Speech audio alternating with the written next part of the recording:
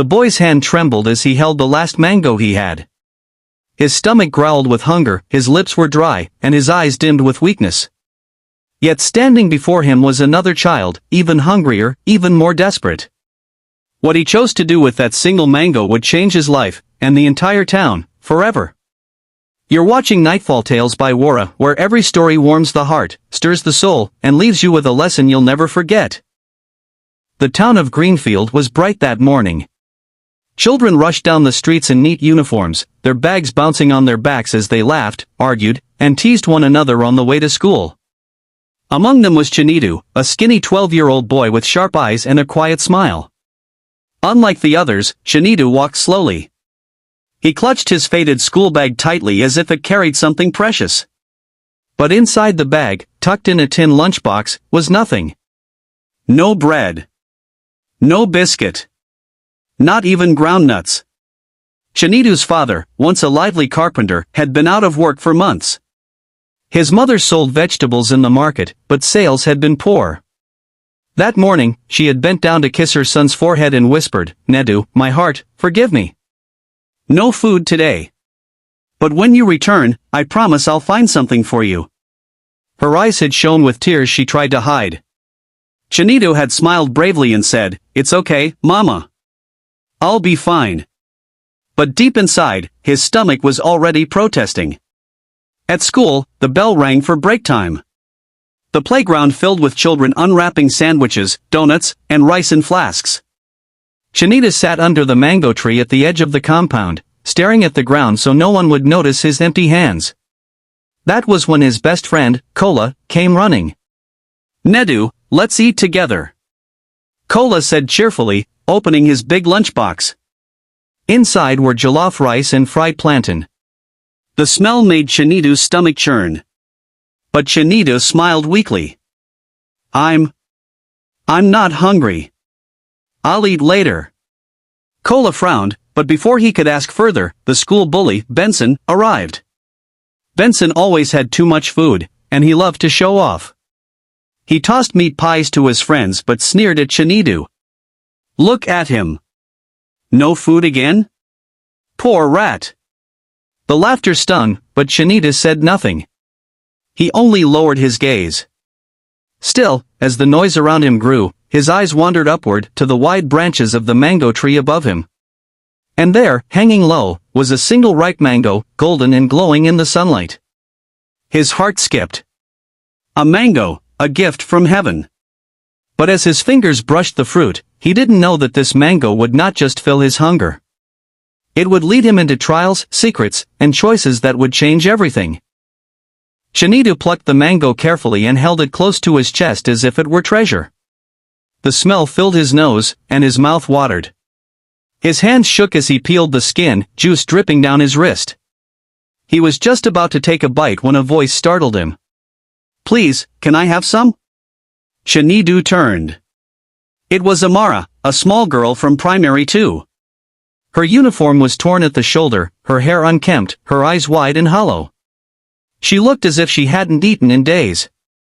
For a moment, Chinedu froze. His stomach twisted with hunger. This was the only food he had seen since morning. He could eat it quickly and pretend he never heard her. But the way Amara's thin lips trembled, the way she stared at the mango as though it was her last hope. His chest tightened. Slowly, without a word, Chinedu broke the mango into two and gave her the bigger part. She gasped, clutching it with trembling hands. "Thank you. Thank you so much." She bit into it, juice running down her chin, her face lighting up with joy. Chinedu chewed his small half slowly, still hungry but strangely satisfied. Little did he know, Benson had been watching from behind the wall, his eyes narrowing. And what Chinedu also didn't know was that a man sitting quietly outside the school fence had seen the whole thing too. A man who wasn't just anybody, but someone whose decision could change Chinedu's destiny. By the end of the day, the story of the mango had spread across the school like wildfire. "Did you hear? Chinedu gave his only food to Amara. Ah, that boy is too good." Or too foolish, Benson muttered loudly, making sure Chinedu heard. But when Chinedu reached home, he found his mother sitting outside, looking worried. Chinedu, something strange happened, she said.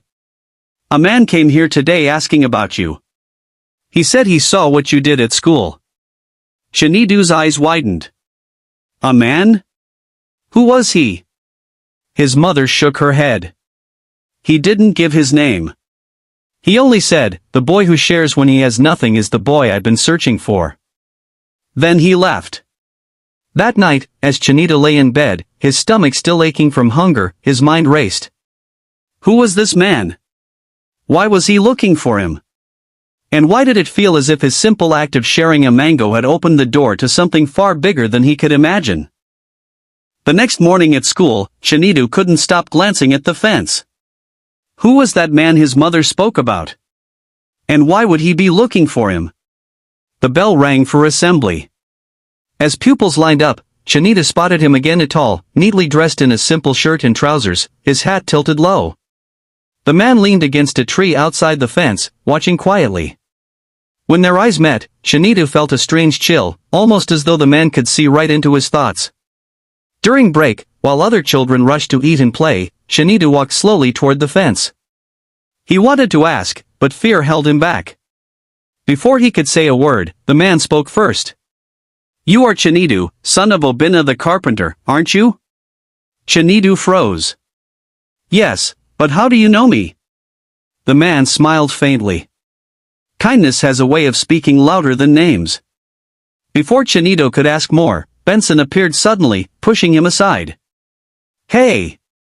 Who are you, old man? Why are you spying on our school? Benson shouted, drawing attention. Teachers rushed forward. But when they turned to the fence, the man was gone.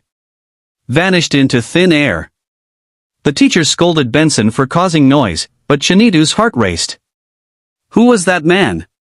And how could someone just disappear like smoke? That night, Chinedu's dreams were filled with strange whispers.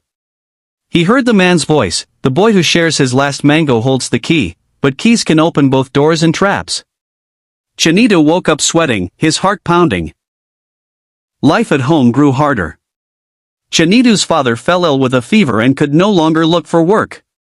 His mother struggled in the market, selling fewer vegetables each day. Some nights, there was no dinner at all. One evening, while Chinedu helped his mother wash the dishes, his father called weakly from his mat. Nadu. I don't know how long I have strength left. You must be strong for your mother. Tears stung Chinedu's eyes. He was just a boy, but suddenly, the weight of being the man of the house pressed heavily on his shoulders. The next day at school, Benson cornered him again. So, poor boy, how's life in your empty house? He laughed cruelly. But before Chinedu could reply, Amara, the little girl he had shared the mango with, stepped forward. Leave him alone, Benson, she cried. He's better than you. He gave me food when I was hungry. What have you ever done except bully people? The crowd of pupils murmured. For the first time, Benson's face flushed with anger and embarrassment. He shoved Amara aside and stormed off. But as he left, he hissed at Chinedu, you'll regret this. Watch. Chinedu tried to brush it off, but something about the way Benson said it made his stomach knot. That evening, as he walked home, he noticed something chilling. A shadow following him. Step for step. Chinedu quickened his pace, his heart racing. The street was quiet, the sun dipping behind the houses. He turned a corner sharply, then another. The footsteps followed. Finally, he spun around. It was the same man.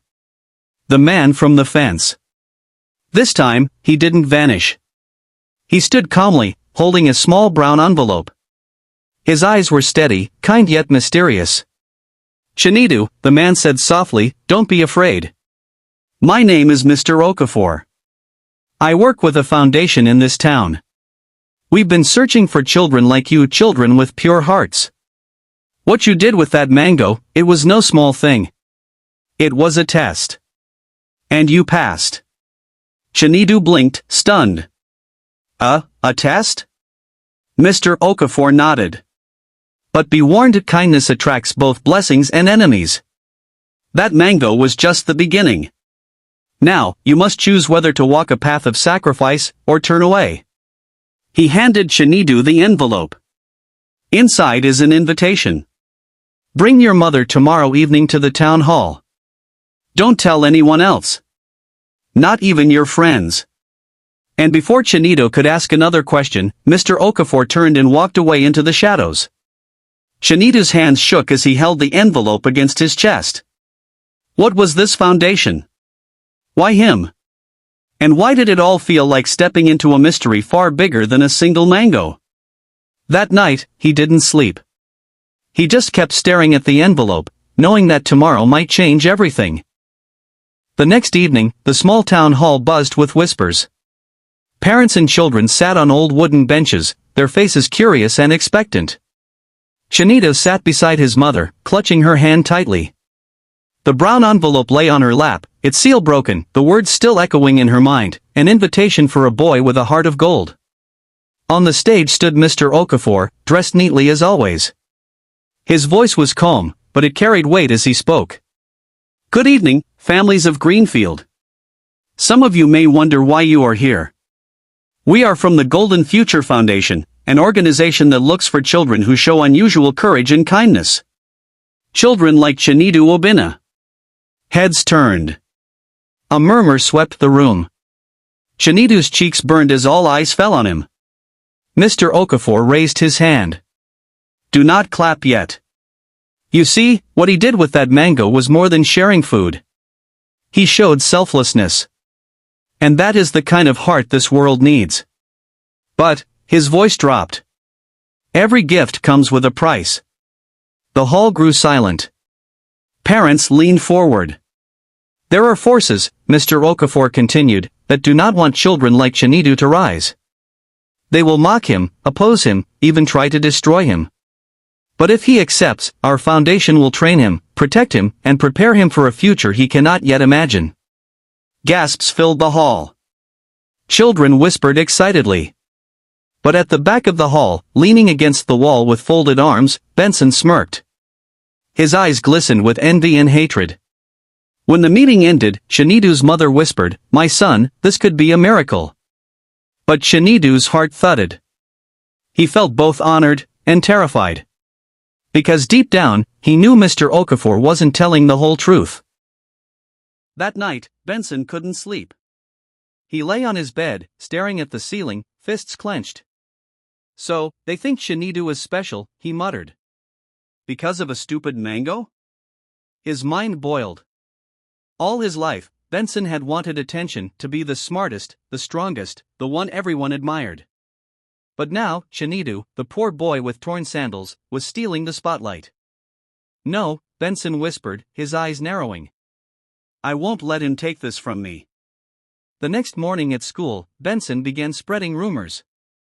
Don't you know? That man, Mr. Okafor, he's a fraud.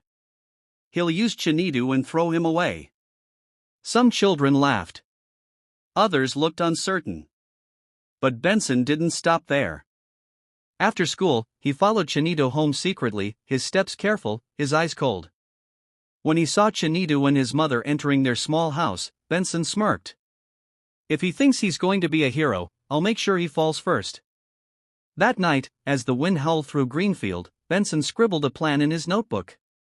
A plan that would not only ruin Chinedu, but put him in danger. 2 days later, as Chinedu returned from school, he found his mother talking to Mr. Okafor outside their home. Madam Obinna, Mr. Okafor was saying, tomorrow, the foundation will begin Chinedu's first test. If he succeeds, doors will open. If he fails, well, failure is not an option. Chinedu shivered. A test? What kind of test? That night, as they prepared for bed, a knock rattled their wooden door. Loud. Urgent. Chinedu's mother froze. Who could that be at this hour? Chinedu crept to the door and peeped through a crack. His blood ran cold. 3 strange men stood outside. Their faces were hard, their eyes cruel. One of them whispered, "So this is the boy? The one who shared the mango?" Another hissed, "Yes. We must stop him before the foundation takes him." Chinedu stumbled back, his heart pounding like a drum. His mother clutched his hand. "Nedu, what is happening?" Before he could answer, the men banged on the door again, harder this time. "Open up," one barked. Chinedu's mind raced. Who were these men? Why were they after him? And could this be what Mr. Okafor had warned about, the forces that would try to destroy him? The door creaked under the pressure. The shadows loomed larger. And Chinedu realized, his life was no longer just about hunger and mangoes. It was about survival. Morning came with heavy clouds. Chinedu barely touched the watery pap his mother served. His mind spun around the words of Mr. Okafor. "Tomorrow, the foundation will begin your first test." At exactly 9 a.m., a black van pulled up in front of their small house. The driver stepped out and opened the back door. Mr. Okafor sat inside, calm as ever. "Come, Chinedu. Your journey begins." Chinedu's mother held his shoulders tightly. "Be strong, my son. Remember what Papa said, you are the man of the house now." Chinedu nodded, though fear clenched his chest. He entered the van, the door shutting with a heavy thud. The ride was silent until they arrived at an abandoned warehouse near the edge of town. Inside, a group of children sat nervously on wooden benches, boys and girls of different ages, all looking anxious. "This," Mr. Okafor announced, "is the first test. We will release you into the town with one small item. What you do with it will reveal your true character." A man carried a tray of fruits, oranges, bananas, apples, and in front of Chinedu, another mango. Chinedu's breath caught. A mango again? Was this fate mocking him? "Remember," Mr. Okafor's eyes scanned the children, "we are not looking for the fastest or the strongest. We are looking for the heart that shines in darkness." The children exchanged uneasy glances. None of them knew what awaited. But outside the warehouse, hidden in the shadows, Benson watched with a wicked grin. He had followed the van all the way. And now, he had his own plan. The test began. Each child was given one fruit and sent into the busy town square. Chinedu walked slowly, the mango heavy in his hand. He remembered the hunger that had gnawed his belly days ago. He remembered Amara's eyes, the way she had looked at him with hope. "What am I supposed to do?" he thought. "Eat it? Keep it? Give it away?" He sat on a bench, thinking. Then he noticed a boy by the roadside, younger than him, barefoot and dusty, begging for coins. The boy's lips were cracked, his eyes weak. Chinedu's heart pounded. He knew what to do. He bent down and offered the mango. The boy's face lit up with joy as he clutched it tightly. "God bless you," he whispered. Chinedu felt a rush of warmth. Maybe this was the answer. But Benson wasn't done. From behind a stall, he grabbed the mango from the little boy and smashed it on the ground. "You fool! He was supposed to use it for the test, not waste it on you." Benson hissed, loud enough for people around to hear. Gasps erupted. Shoppers turned, pointing at Chinedu. He gave away his only fruit? What kind of test is this boy failing? Such foolishness! Chinedu's face burned. The boy he had helped burst into tears. Mr. Okafor, watching from a distance, narrowed his eyes. His assistant whispered, "Sir, has he failed already?" But Mr. Okafor said nothing. He only watched. By evening, the children were gathered again in the warehouse. Some still held their fruits, untouched. Others had eaten theirs halfway. A few had traded theirs for toys or sweets. When it was Chinedu's turn, he stood trembling. His hands were empty.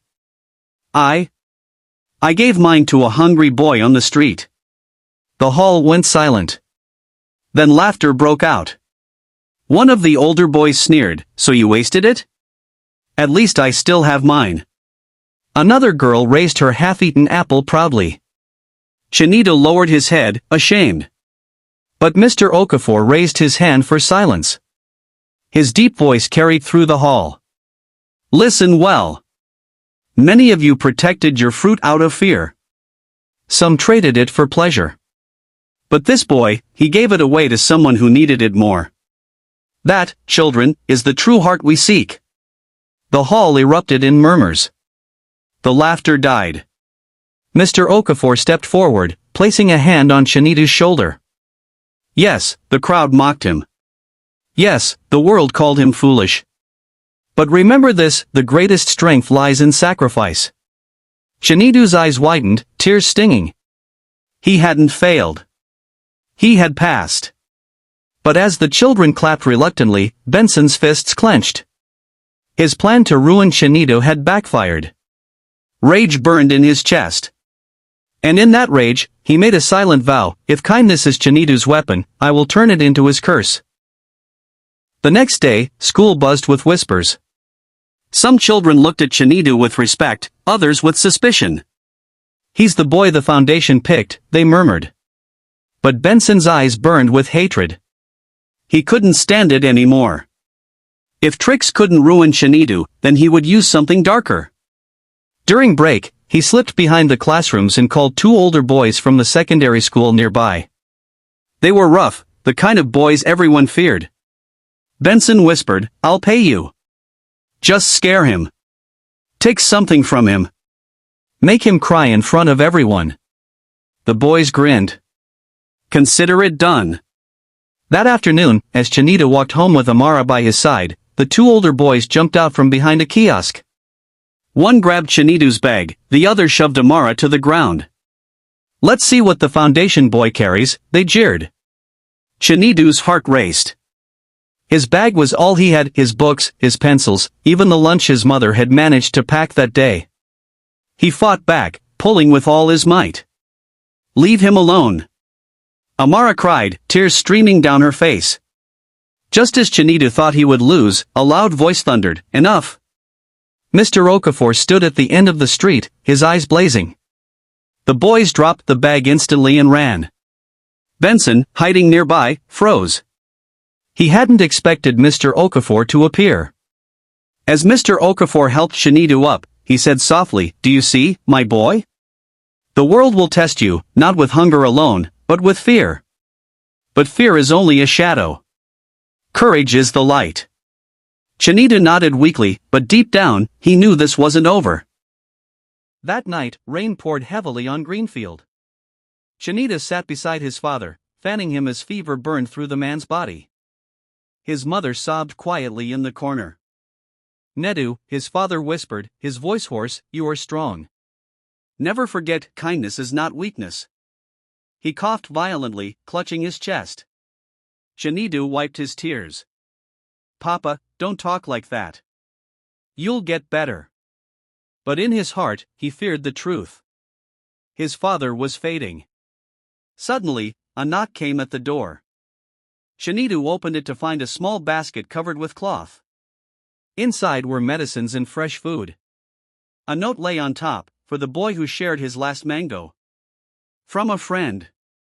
Chinedu's mother gasped. Who could have sent this? Chinedu thought of Mr. Okafor, but something about the handwriting was different. It wasn't his. And from the shadows across the street, Benson watched with narrowed eyes. He hadn't sent it, but whoever had just made Chinedu's family stronger. And that made Benson angrier. The following week, tension filled the air at school. The teachers praised Chinedu's courage. Even the headmistress called him a shining example. But Benson had had enough. Praise for Chinedu was like fire burning his skin. That evening, as the sun set, Benson cornered Amara behind the playground. His voice was low, dangerous. You think he's a hero? You think he's better than me? If you don't stay away from him, you'll regret it. Amara's eyes filled with fear, but she stood firm. You can't stop me. Chinedu is my friend. He's kind, something you'll never understand. Benson's face twisted with rage. He shoved her hard, and she fell, scraping her knee. She cried out, and other pupils rushed over. Benson quickly fled before the teachers came. That night, word spread quickly, Benson hurt Amara. Parents complained. The headmistress summoned him the next day. But Benson lied smoothly. They're framing me. It's because of Chinedu. Some believed him, some didn't. But in Benson's heart, the hatred grew darker. That evening, he sat alone under the streetlight, whispering to himself. If kindness is his strength, then I'll turn it into his weakness. I'll take everything he loves, starting with Amara. It was a Friday afternoon. The bell had just rung, and children poured out of Greenfield Primary, laughing and running toward home. But Amara did not return home that evening. Her mother searched the streets, calling her name until her voice cracked. Neighbors joined in.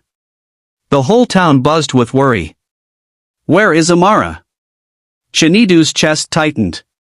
He replayed Benson's threat in his mind. I'll take everything he loves, starting with Amara. Fear gripped him. Could Benson really? That night, as lanterns flickered in front of Amara's home, Mr. Okafor whispered to Chinedu, sometimes jealousy turns into something darker. Be watchful, my boy. Evil always leaves footprints. And Chinedu noticed something, a button, torn from a shirt, lying near the school gate. It was Benson's. Following his instinct, Chinedu slipped out before dawn. He followed the muddy road past the market until he reached the abandoned warehouse near the train tracks, the place older children always said was haunted. Pushing the creaky door, he froze. Inside, Amara sat tied to a chair, her eyes wide with fear. Benson paced before her, sweating, muttering to himself. They all think you're a saint, Chinedu, he growled, but when they see their precious Amara hurt, they'll know you bring only pain. Chinedu's heart pounded. He wanted to rush in, but his legs trembled. He whispered to himself, courage is the light. Courage is the light. Summoning strength, he stepped inside. Benson, stop this. Benson spun around, his eyes wild. You ruined everything. My father says I'm worthless, my mother cries every night, and still, they all cheer for you. Chinedu raised his hands calmly. I didn't take anything from you, Benson. The world is big enough for both of us. You don't need to destroy me to shine. For a moment, Benson's face softened, but then rage took over. He grabbed a heavy stick, raising it above Amara. Chinedu leapt forward, shielding her with his own body. The stick came crashing down, but instead of striking, another hand caught it mid-air. It was Mr. Okafor. His eyes blazed like fire. Benson! Enough! The struggle ended quickly. Mr. Okafor untied Amara, who clung to Chinedu, sobbing. Benson sank to the ground, trembling, his rage melting into bitter tears. I just wanted someone to see me, he whispered. I just wanted to matter. Silence filled the warehouse. Chinedu, bruised but standing tall, looked at him with eyes full of compassion. You do matter, Benson. You always did. You just chose the wrong way to prove it. Mr. Okafor laid a firm hand on Benson's shoulder. Jealousy is a fire, my boy. If you feed it, it will burn not only others, but you too. The townspeople soon arrived. Parents hugged their children tighter that night, and the story of what happened spread across Greenfield. Chinedu's father, hearing it from his bed, smiled faintly. My son has faced the world's shadows, and still carries light. And though Benson was punished, Mr. Okafor did not abandon him. Instead, he began mentoring him, just as he had guided Chinedu. For Greenfield learned a lesson that day: kindness is stronger than hate. Courage is brighter than fear. And even the jealous heart can be healed when someone believes in its worth. Weeks passed since the stormy night in the warehouse. Amara had returned to school, her laughter ringing louder than ever. Benson, though punished, was now under Mr. Okafor's mentorship.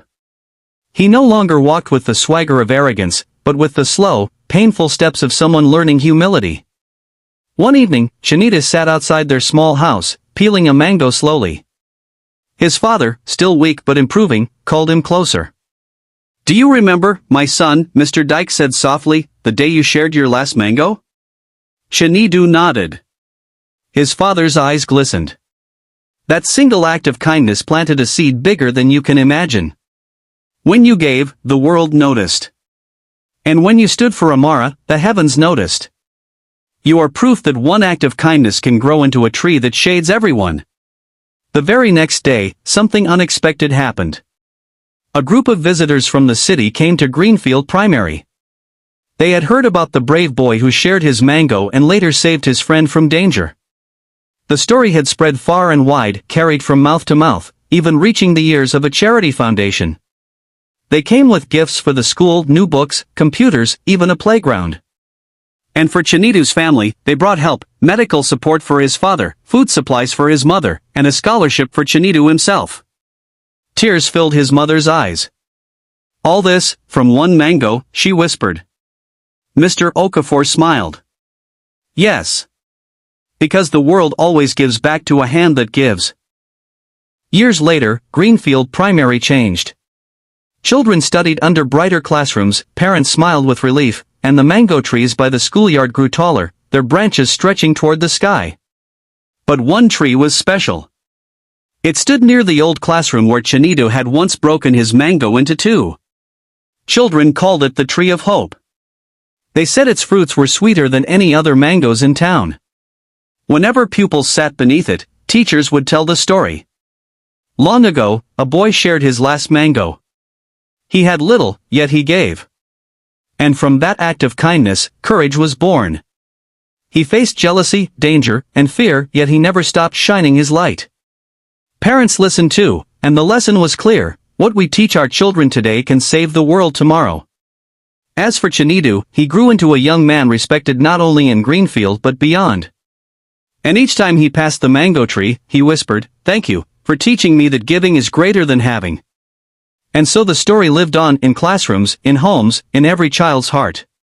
Because kindness, once shared, never dies. It multiplies. And so, children, remember this: kindness is never wasted. The world may forget riches, it may forget fame, but it never forgets a kind heart. Chinedu's last mango was more than a fruit, it was a seed that grew into courage, hope, and blessings for everyone.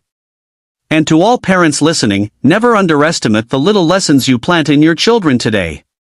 Because one day, that small seed of kindness may grow to change the world. The story of Chinedu reminds us all giving is greater than having, and love is stronger than hate. Until our next story, keep your light shining.